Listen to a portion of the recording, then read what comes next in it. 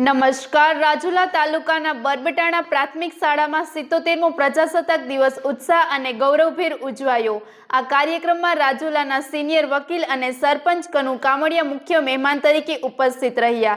શાળાના વિદ્યાર્થીઓએ દેશભક્તિ ગીતો, ભાષણો અને સાંસ્કૃતિક કાર્યક્રમો રજૂ કરી સૌને મંત્રમુગ્ધ કર્યા। પ્રતિભાશાળી વિદ્યાર્થીઓને ગામના આગેવાનો દ્વારા ઇનામો પણ આપવામાં આવ્યા। કાર્યક્રમનું સફળ આયોજન આચાર્ય વિજય અને શાળાના સ્ટાફ દ્વારા કરવામાં આવ્યું, જ્યારે અંતે મહેમાનોના હસ્તે બાળકોને પુસ્તકો અને કંપાસ વિતરણ કરવામાં આવ્યા।